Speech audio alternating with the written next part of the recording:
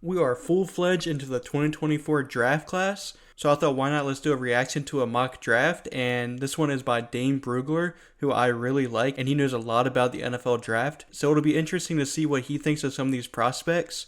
So without further ado, let's get into it.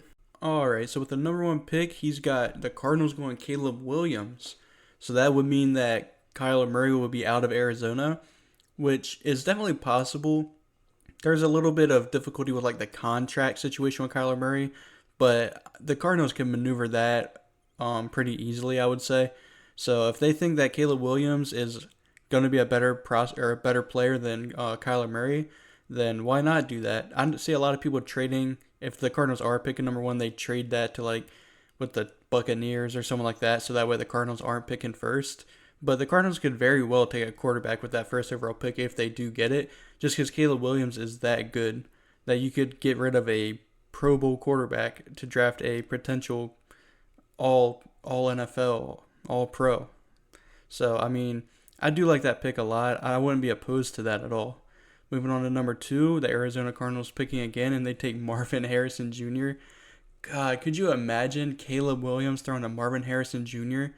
I mean, plus they got DeAndre Hopkins as of right now. That could change pretty soon. But just imagine that young dynamic duo. Marvin Harrison Jr. having the ball thrown to him by Caleb Williams. That is just incredible. And if this does happen, this pick from Houston, gosh, that would be a massive W for the Cardinals. Trading out from number 3 to what was it, number 12 last year? Man, that would be amazing. Moving on to number 3, we have the Colts taking Olu Fashanu, left tackle from Penn State. The Colts need offensive line help. They need a left tackle, right tackle. They just need a tackle in general. Now, I do like Joe Alt a bit more than Olu Fashanu, but I still think Olu Fashanu could be a potential top 5 to 10 pick in the draft. So I like that pick a lot. Then we have the Tampa Bay Buccaneers taking Drake May from North Carolina. I think the Drake May and Caleb Williams conversation is a lot closer than what people think it is. Now, I do think Caleb Williams is better, but Drake May is right on his tail. Drake May, people call him the great value version of Aaron Rodgers, which is a little disrespectful, but he does have similarities to Aaron Rodgers. I think Drake May is a little skittish in the pocket. I think he tries to leave the pocket a little too much and too early. I think he just needs to trust what he sees and deliver the ball to the receivers. And when he does leave the pocket and scramble, he takes a lot of big unnecessary hits. So I'd like to see him kind of limit those a bit. But besides that, he's a really good quarterback prospect. Moving on, we got the Titans taking Dallas Turner, the edge rusher from Alabama. Now, he didn't have that great of production last year at Alabama, but you also had Will Anderson on that defensive line. So I expect him to kind of ramp it up. He has a lot of upside. He's got good physical traits, but he just really hasn't put it all together. So I'm guessing at number 5, he's projecting that Dallas Turner is going to put it all together and be the number 1 edge in the class, which I don't think is outlandish at all. I could definitely see that happening. Then we got the Commanders taking Quinn Ewers at 6. Now, I like Quinn Ewers, but he was very inconsistent last year. I mean, he had balls sail over receivers' heads constantly. So I think if he could just limit his accuracy concerns, I think he could potentially be a top 10 pick. I mean, he's got quarterback competition there in Texas with Arch Manning right behind him, so he better show up this year, or else things could not look good for Quinn Ewers. Moving on to number 7, we got the Patriots taking Brock Bowers, getting their Gronk replacement. Brock Bowers is nowhere near the play style of Gronk, but Brock Bowers is a very, very good tight end. I know people throw this word out a lot, but I think he could be a generational tight end. But if anything, he's definitely a blue chip prospect. He's completely the opposite of Gronkowski. Bowers is more of the smaller receiving tight end. He's not going to be as good of a blocker as Gronkowski was or nothing like that. But he's just a super athletic guy that would probably play more in the slot, be that big slot option for Mac Jones or whoever it is, rather than that in-line tight end. But either way, Brock Bowers is an offensive weapon, no doubt. Now we got the Falcons taking Jared Verse. I see tons of people mocking Jared Verse to the Falcons. And I mean, they need edge help, so it makes sense. But I think I like Jared Verse a bit more than Dallas Turner. So I've been mocking Jared Verse. I've been mocking him up as soon as number 3 to the Cardinals. But at number 8, the Falcons getting Jared Verse. I think that's a steal in my opinion. Now we got the Rams taking Kool-Aid McKinstry. I also had this mocked in my first mock draft of the season. They're just getting their Jalen Ramsey replacement. Kool-Aid McKinstry is a super sticky guy, man coverage. He's pretty physical during the route. He's got good ball skills, but he isn't the most physical tackler in the world. So that's something that he needs to work on. But a lot of corners just aren't physical tacklers at least. But I think Kool-Aid needs to work a little bit on his zone coverage too. He looks a little bit lost at times, just missing assignments, stuff like that. He's not very technically sound in zone coverage, I'd say yet, but man coverage, he's probably the best in the class from what I've seen so far. Now we got the Pittsburgh Steelers taking Mason Smith from LSU. Now, we didn't get to see much of Mason Smith last year because he got injured, I believe, celebrating, which is a bummer, but I think a lot of people have him as an edge defensive lineman. He's more of a tweener right now. I think he's better suited as a defensive lineman interior, so I do like that they got him as an interior defensive lineman. But he's super good. I haven't really gotten around to much tape on Mason Smith, so I can't really speak too much on him. But I do know he's got a lot of upside, and I'm thinking he's going to have a breakout season this coming season. Moving on, we got the Chicago Bears taking JT Tuimoloau, edge rusher from Ohio State. And the only thing with him is that if he can be more consistent in this upcoming season, he had, I think, the best game I've ever seen from an edge rusher last year against Penn State. He had 2 tackles, or 2 sacks, 2 interceptions, one being a pick six, pass deflection, couple tackles for loss. Like, he was just everywhere the whole game. But if you take that one game out of his season last season, he didn't really do much, at least production-wise. So you'd like to see him kind of be more consistent and be more of that consistent dominant presence. But other than that, I think it could be a good pick there at number 11 to the Bears. Then we got the Seahawks taking Donovan Jackson from Ohio State. I'm not going to speak too much on this. I haven't watched any tape on Donovan Jackson. I have heard that he's a good prospect and a potential first-round pick. Number 12, I think this is definitely the earliest I've seen him go, so maybe a reach, but I don't know much about Donovan Jackson yet, so I'm not going to speak too much on that. Moving on to number 13, we got the Packers going J.C. Latham. Now, I do know a little bit about J.C. Latham. I know that he had a ton of penalties last year, but besides that, he's a super solid prospect. He is a bit of a lunger, and he ends up on the ground a little too much, but he's a really mean, aggressive run blocker, which NFL teams love nowadays. But I would just like to see him clean up those penalties. I think he had 11, I'm thinking, which is a lot, especially compared to other offensive tackles like Joe Alt, who I don't think has been picked yet. Well, that's kind of crazy. Joe Alt is falling hard. I would definitely take Joe Alt over J.C. Latham. I believe Joe Alt has 0 sacks allowed, like 7 pressures and 0 penalties, or it was close to 0 penalties. So if Joe Alt's still on the board, you definitely take Joe Alt over J.C. Latham, in my opinion. And number 14, we got the Bears taking another offensive lineman not named Joe Alt. That is crazy. Christian Mahogany, although he does play guard, he was able to come out last year. I did a little bit of tape watching on Christian Mahogany. He's pretty solid, nothing crazy, I believe. Let's see. Scouts are eager to see him back on the field. Yeah, because he did get injured. He had a knee injury. That's why he stayed another year. So yeah, I mean, a decent pick there. And did I see that right? J.J. McCarthy at 15 to the Raiders. Did J.J. get a arm transplant that I didn't know about to make him actually make NFL caliber throws? I mean, this dude, 15 is crazy. If you're one of those people that were worried about Bryce Young's weight, J.J. McCarthy is even worse. I'm pretty sure he's a sub 200-pound quarterback. So let's see what he says about him. The 4th quarterback drafted in the mock draft, and you don't need to squint to see the talent with J.J. McCarthy.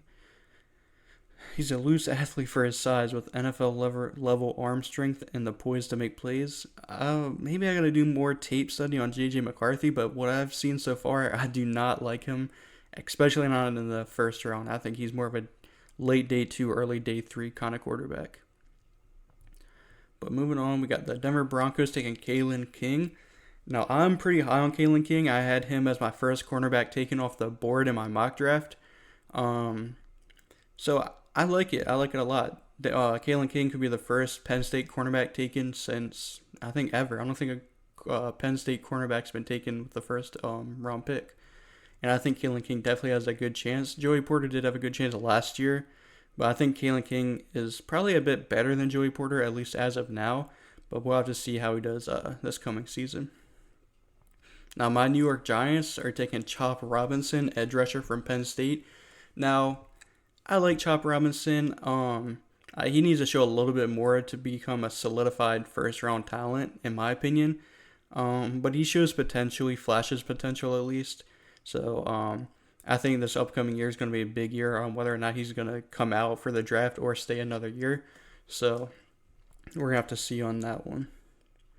We have the Vikings taking Jerzon Newton, defensive tackle from Illinois. Now, I just got done watching some tape of Jerzon Newton, and I absolutely love him. I had him going to the Giants in my mock draft, so he's just a super athletic defensive tackle. Especially his straight line speed is insane. I know when the draft combine comes, he's going to run an insane combine 40-yard dash, and he's probably going to raise up people's draft boards because of that. So I think this is a good spot for Jerzon Newton. I like him a lot. Now we got the Saints taking Malik Neighbors, wide receiver from LSU. Now, I think Neighbors was the best LSU receiver on that team last year, which had Kayshon Boutte on it. I think Boutte was just taking targets away from Malik Neighbors. I think Malik Neighbors is the name that you need to watch out for this season. I haven't seen him mocked too much in the first round, but I have heard a lot of buzz surrounding his name, so he's not really a sleeper, but he's not really the most popular receiver in the class, and Dane Brugler's got him going over Emeka Ibuka, so that's something to watch for. Here we go. Jeez, number 20, the Houston Texans are taking Joe Alt, the tackle from Notre Dame. Now, this would be an absolute steal, in my opinion. I wonder why he hasn't gone this late. Notre Dame has a pair of offensive tackles to keep on the radar for next year's draft. Alt is a former high school tight end, and his father, John, was an offensive lineman. So he has no reason for him going 20. I mean, 90% of the mock drafts I see have Joe Alt going top 5. So for him to fall to 20 is a steal. I mean, he's super solid in pass coverage and run coverage, really. I mean, he's solid in both. I don't think he has that grown man strength yet, but that'll come, especially once you get him in an NFL weight room. Moving on to 21, we got the Jaguars going Cooper DeJean, which is another white cornerback from Iowa. Now, I'm fairly positive that he's going to project more as a safety when the draft comes around. I don't think he's got the athletic tools to be an outside corner, especially if he goes to a man coverage team. He's definitely more suited to be a zone coverage cornerback. He's just a really instinctive guy in the zone coverage. But like I said, I don't know if he has the athletic traits to be an outside corner.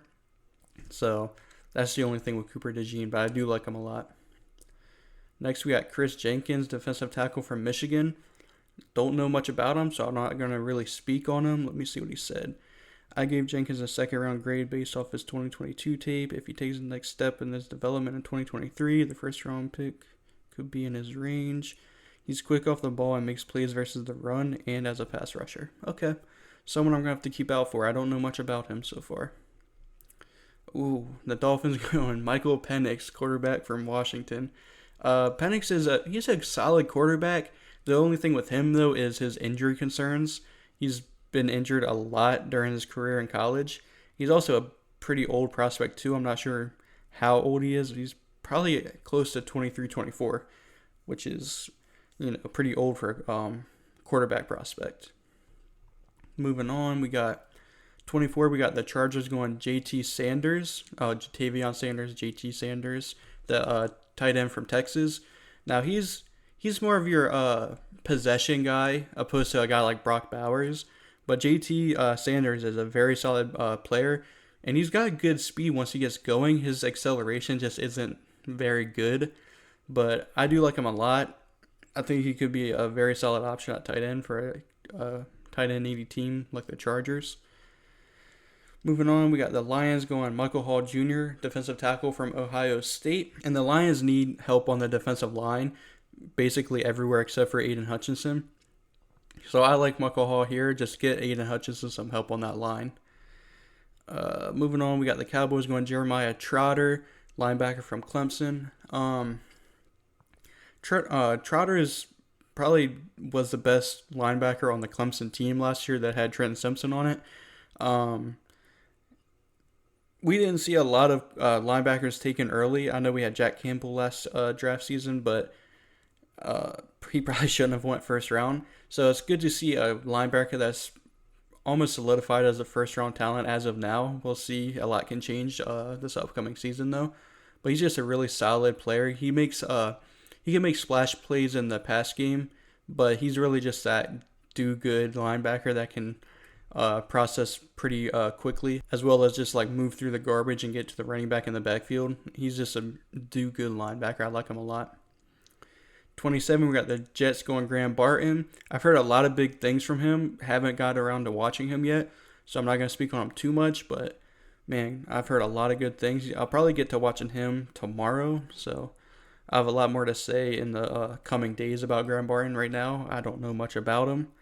Moving on, we got the Bengals going to Emeka Egbuka, 28. That's pretty low for Egbuka, but I kind of agree with that. He's more of that slot receiver, and we've just seen that slot players don't go high in the draft. I mean, JSN, who is arguably on the same level as a guy like Emeka Egbuka, went 20. So I could definitely see Emeka Egbuka falling a bit. I see a lot of people having him going, top 10, top 15, and I don't know if that's very likely. I do think he's going to fall into the 20s, so I like that pick there. Moving on, we got the 49ers going Jordan Morgan. Again, I haven't done much offensive lineman tape so far, so I don't know much about him. So yeah, moving on, we got Leatu Latu, edge rusher from UCLA. Now, I like Leatu Latu a lot, and I'm glad that he's getting first round hype early on. He's got a lot of production. I believe he had 10.5 sacks last season, so he's a productive guy. He needs to work on his pass rush moveset. I don't think he has a lot of counters to his game yet, so I'd like to see that coached up and improved on this coming season. So I think he could be a top 3 edge rusher in the class, potentially. Moving on, 31, we got the Eagles taking DJ James, cornerback from Auburn. I don't know much about him. I heard he's really good, though. So, let's see. Former Oregon transfer James was a pleasant surprise last season. He did a great job at limiting big plays and will enter the season with an early round projection. Okay. I haven't done much tape study on him, so I'm not sure. And then we got the Chiefs picking number 32, which means they won the Super Bowl again. And they got them going Tyler Nubin, safety from Minnesota. I've seen a little bit from Nubin, not that much, so I don't want to speak too much on him. Let's see what he's got to say. Nubin would have been a day 2 pick if he had declared for the 2023 draft, but he elected to return to Minnesota for his senior year with his athleticism, opportunistic ball skills. He has NFL starting ability. Yeah, so I did know he's a pretty athletic guy. He's got good ball skills, so I mean.